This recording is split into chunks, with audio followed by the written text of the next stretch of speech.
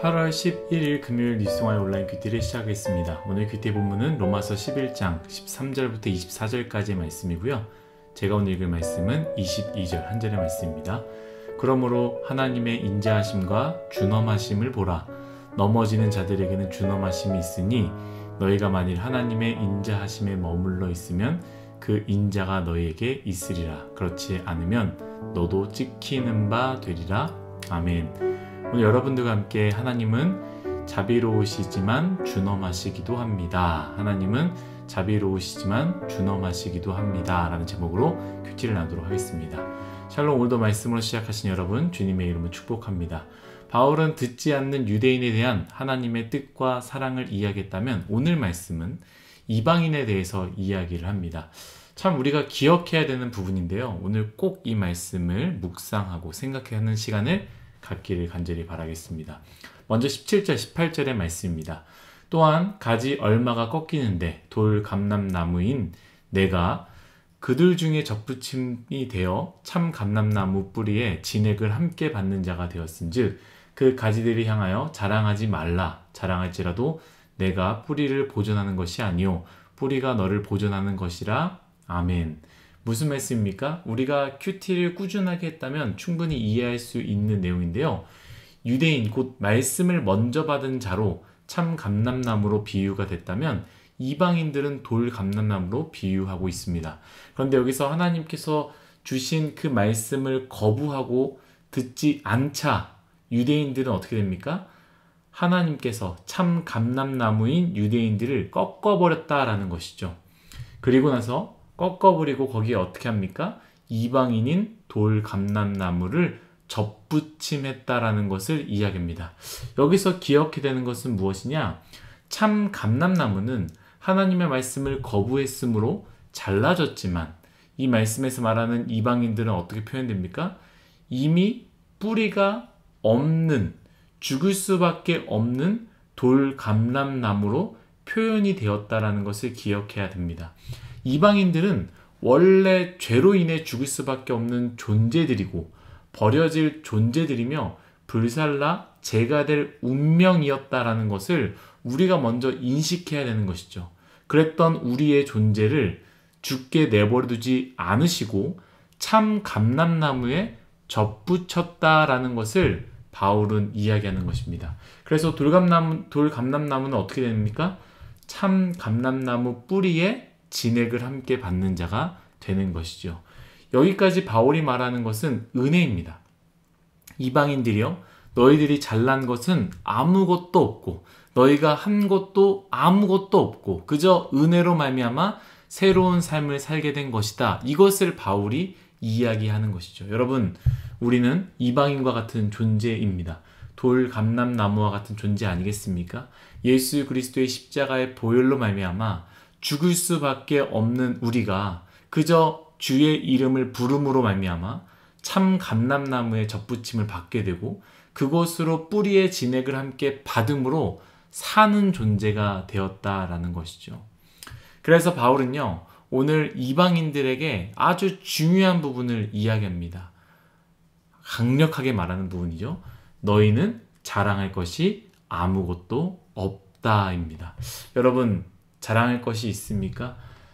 새로운 생명을 받아서 숨 쉴 수 있는 것인데 우리가 무엇을 자랑하며 무엇을 내세울 수 있겠습니까? 우리는 자랑할 것이 아무것도 없습니다. 모든 것이 다 하나님의 은혜라는 것을 반드시 기억해야 됩니다. 문제는 여기서부터예요. 제가 여러분들과 나누고 싶은 부분이 이 부분인데요. 우리가 하나님의 은혜로 구원을 받았기 때문에 이제는 하나님의 은혜로 살아가야 된다라는 것이죠. 바울은 그 부분을요, 주의시킨 것입니다. 우리는 은혜로 구원을 받았기에 그 은혜를 값싼 은혜로 생각해 버립니다. 전에 큐티에도 언급했지만 우리가 살면서 가장 귀한 것이 무엇이냐라고 제가 묻지 않았습니까?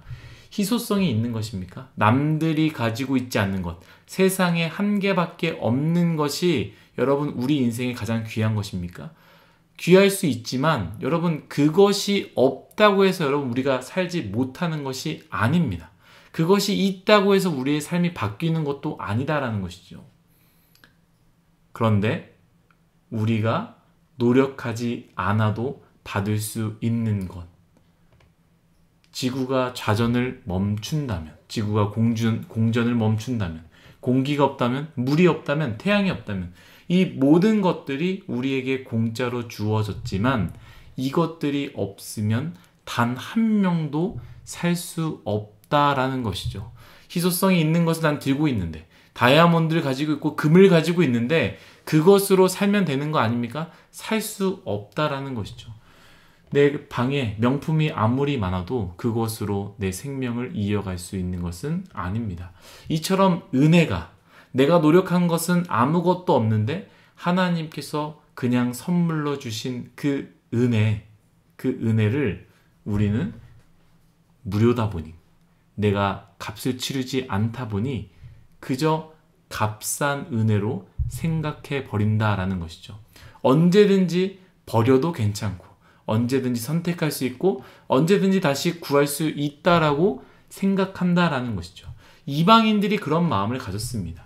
유대인들과 달리 너무나 가볍게 생각하는 신앙생활, 함부로 하는 신앙생활의 삶을 살았기 때문에 바울은 오늘 이 부분을 이야기하는 것입니다. 오늘 본문 제가 공동 번역으로 한번 찾아서 여러분들에게 읽어드릴 텐데요. 마음에 더 와닿습니다. 로마서 11장 21절부터 22절까지의 말씀입니다. 하나님께서 원가지들도 아낌없이 잘라내셨으니 여러분들도 아낌없이 잘라버릴 수 있습니다. 하나님께서는 자비로우시기도 하고 준엄하시기도 하다는 것을 알아두십시오. 아멘. 사랑하는 이스마엘 여러분, 우리에게 은혜라는 것은 어떤 의미입니까? 그냥 공짜로 주어진 은혜, 그 이상도 이하가 아닌 것입니까? 그래서 은혜를 받았지만 마음대로 은혜를 버릴 수 있는 존재가 된 것은 아닙니까?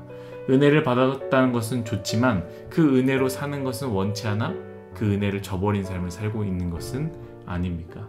바울은 이방인들에게 이야기합니다. 너희가 만일 하나님의 인자하심에 머물러 있지 않으면 그 인자가 사라지고요, 너희도 찍히는 바가 되리라 라고 바울이 이야기하고 있지 않습니까? 여러분, 우리 주님의 인자하심에 머물러 살기를 바랍니다.